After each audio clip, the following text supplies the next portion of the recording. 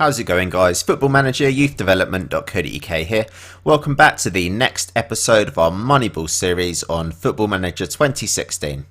So the time has finally come, so you can see here that we have actually sold Jordan Cousins. Basically, Watford came in with a transfer fee that is eventually going to rise to about £15 million. My chairman basically didn't give me any chance to kind of reject it or, kind of do anything with the offer. He basically just accepted it straight away, the offer from Watford. To be honest, because it is £15 million, I definitely would have accepted the offer myself.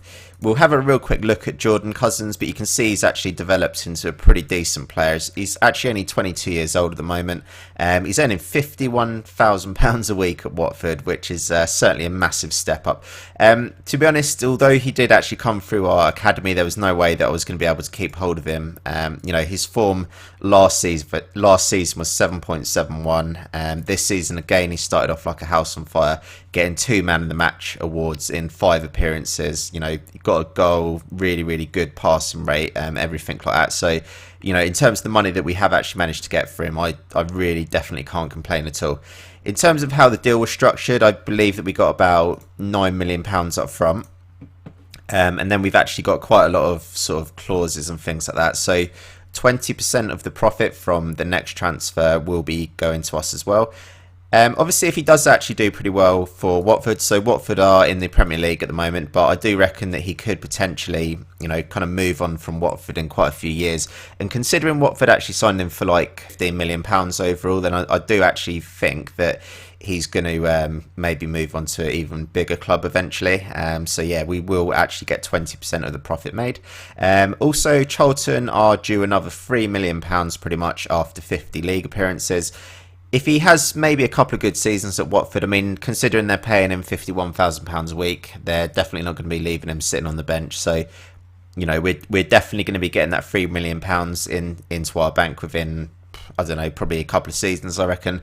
And then you can see here that we've got 11 instalments of about £250,000 a month. So can't particularly do the maths off the top of my head, but yeah, certainly quite a big old chunk of money that's still going to be coming into the club. So if we have a look at the finances, I did actually make some kind of signings and things off the back of selling Jordan Cousins, but our bank balance at the moment is near enough about £9.5 million. So we've actually got some money to spend at the moment, which is fantastic. Obviously, the whole point of this playthrough series is just to make as much money as possible.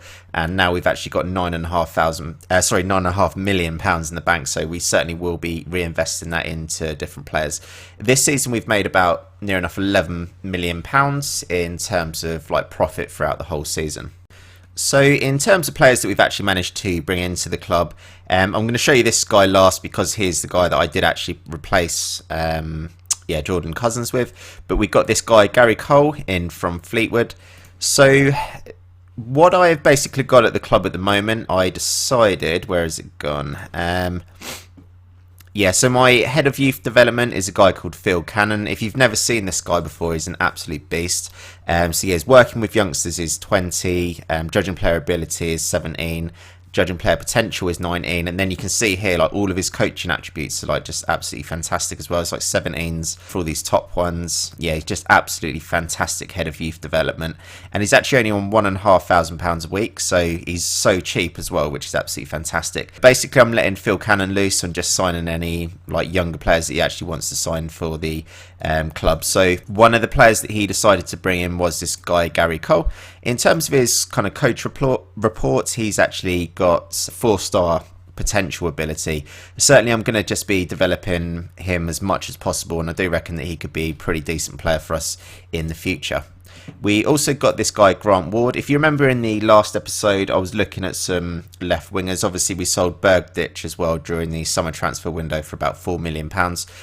Grant Ward was one of the guys that I was actually thinking about getting in on a permanent transfer, but considering Tottenham are my parent club, they have actually given him to me for, I'm paying absolutely nothing for his wages for the whole season. So instead of actually buying him, I've just got him on a free transfer throughout the whole season pretty much. I'm not paying any wages or anything like that. So very, very good deal, I think. We've also got James McLean, who's going to be pretty decent player for us, I hope. So his his personality is not exactly fantastic, but in terms of ability, I do think he's going to be a real decent player. So last season in the Premier League, he was playing for West Brom. He didn't exactly play from too many times, but I do actually reckon for us he could be quite a decent player. He's certainly the type of player that I would look out for and would usually sign. So hopefully if his personality doesn't get in the way of him actually playing pretty well for us, then I do think that he should do all right for us. A player that I actually spent a little bit of money on is this guy called Dan Burn. He's 6'7" tall.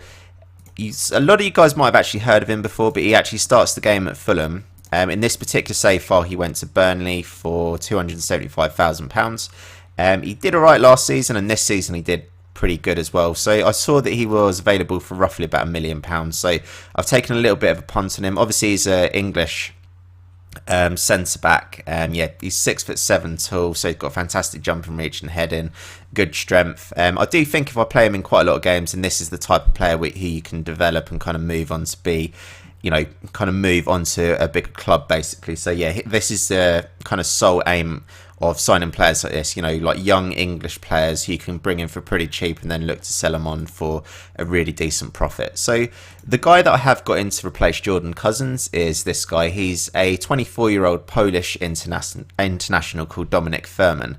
Last season he was playing in League Two. He actually had a loan spell at some club in Poland. He didn't exactly set the world alight when he was playing for that, but he did actually come back to Toulouse, who are in League Two, just for like a few games, and he did actually do pretty well in terms of average rating. I'm just having a look at all his attributes. So obviously Jordan Cousins did actually get quite a number of goals for me. He was a player who put his foot into a tackle, like a bit of an all-round midfielder, and this guy I'm hoping is going to be of the same mould. Obviously he's still pretty young, he's 24, so you can actually develop a little bit more, but in terms of how good he is, he's a decent player for most Premier League sides. So if we do go up, I do think with a little bit of development, then certainly he's got some way to go basically just to improve as much as possible. And I do definitely like the look of this guy. So we signed him for about £2 million and his value is now worth £3 million. I'm just literally going to play him in pretty much every single game that I play in, and I think that'll be enough to develop him, and then I should be able to sell him on for a profit come the end of the season. In terms of results, so I can't remember the last game I actually played, and I think it might have been the Chesterfield game. Since the Chesterfield game, we've actually just played one game, and we drew 0-0 away to Brighton. In today's episode, I will be playing the home game against Barnsley. Barnsley are actually 23rd in the league table at the moment, but yeah, I'll get the sort of team ready for this game today against Barnsley. I'd like to hear your comments, guys, on the transfers that I have made. Obviously, I didn't exactly have any say at all in the sale of Jordan Cousins, but certainly now we've got money, this save should go from strength to strength, basically, where we can actually buy some players in to try and sell them on. Okay then guys, so yeah, we're all ready for this game today against Barnsley. So the starting lineup for today's game is Daniel Ward in goal. Chris Gunter has come in at right back. We got Dan Burn, Patrick Bauer, Morgan Fox, Kashi, Charles Cook, Furman, Gudmundsson, James McLean, Igor Veletsky, I can't even pronounce that, who is going to be our striker. So if you remember last season, ignore them red arrows. So yeah, if you remember last season, we actually loaned out this guy to Cardiff. He didn't exactly set the world on fire, but he wasn't playing for us at all. So at least he did get some game time in the Championship last season with Cardiff. Obviously, I've not played him too many times this season, but hopefully he can, do something half decent for us. Okay, so potential chance here in the first half. The ball comes out wide to Gunter, pushes it in the middle to Igor, and the ball ends up going out for a corner to us, which Gudmundsson is going to take. Whips the ball in the middle. Hopefully they won't catch us on the counter-attack here. We do pretty well to pick the ball up in the middle, and the ball comes out to James McLean. Tries to put a cross in, but it doesn't end up going to one of our strikers. Dan Burn won a header there. Remember, he's 6'7", so we should be seeing that a lot, hopefully, him winning quite a number of headers. And James McLean tries to put another cross in, but that one is picked up from the goalkeeper. Looks like we've got another chance here in quite quick succession, and that is a penalty to us. I think it's going to be Gudmundsson who's going to be taking this, or at least I hope it is. It's Furman, our new centre midfielder. So the guy's actually got a goal in his debut, as you can see there. So really fantastic start. We're going to watch it in 3D now. But yeah, I'm certainly I have got massive hopes for this guy that he's going to be a fantastic player for us. So you can see the power that he hit that with, Furman, so straight in the roof of the net. Remember, he's 24 years old. I'll just show you again just so you can get another good look at him. But yeah, 24 years old, worth £3 million, 4-star rating, and yeah, really, really looking to, make a lot out of this player anyway. So hopefully he's going to be a decent player for us. Potentially another chance here, so the highlights have just started. Davis with the ball forward, drops to Kashi onto Furman, who puts it out wide to McLean. Obika picks it up for Barnsley. We try and close him down, but unable to do so. He's got a lot of space over here on the right-hand side, and unfortunately, looks like Sam Winnell that's his 4th goal of the season, and considering where Barnsley are in the league, that's not too bad, really. We're going to see it in 3D, but it looks like our fullback was more interested in kind of making a run back, rather than actually kind of tackling the winger. And yeah, Winnell is there just to smash the ball into the back of the net. So they have actually pulled it back to 1-1 now, Barnsley. As you can see, that was actually their first shot of the game. So yeah, we really do need to be pushing them and being a lot better in this game. So just before half time, there might actually be another chance here. Gunter gets a header at the back post, and it does end up going out for a throw-in. So you can see here that Barnsley is starting to get a few more shots on goal now. So coming up to the half time, I'm definitely going to be more assertive with the team here, because I'm definitely not happy with that performance. Unfortunately, our striker's not really getting into the game. Regan Charles Cook is injured as well, so I'm actually going to make a quick change. Fortunately, it looks like we don't actually have any centre midfielders who I can bring on, so yeah, we're a little bit stuck with that, unfortunately. There's actually no centre midfielders on our whole bench. I probably should have checked that a lot better before the game started, so unfortunately Charles Cook's going to have to soldier on, even with that little injury that he has got. So just going to make a real quick substitution here, guys. Not much has happened within the first few moments of the game. I'm going to bring on George in replace of Igor Veto Kelly, and just see how, if he can actually have an effect on the game. Hopefully he can. So corner to us here, ball comes through to Bauer, bouncing around, and Bauer does put that into the back of the net. I did actually just push it through to attacking, so I'm just going to go back to standard. Hopefully I'll do that before the 3D version kicks in. Okay, yeah, so the ball is floated across, and George almost gets a header on it.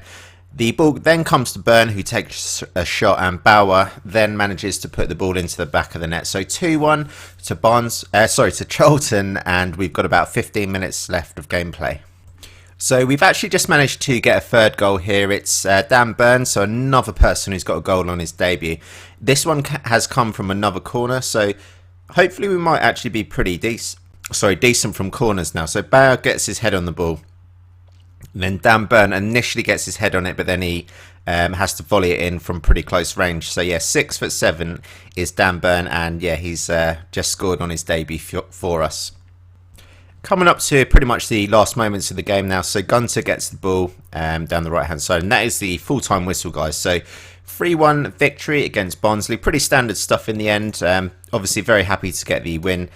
When Barnsley did actually get that goal back, I was a little bit worried, but I do think with this team now we have actually got quite a lot of firepower. It's quite a weird thing for me to say, considering that two centre backs did actually get the 2 of the goals in today's game. But I do think overall we do seem to get quite a lot of shots on target. And we do actually take quite a lot of shots as well. So, overall doing pretty well. So, obviously, at the moment, fairly early days in our second season in the Championship. But yeah, we've scored we're in 7th position. Played 6 games, won 3, drawn 2, and lost 1.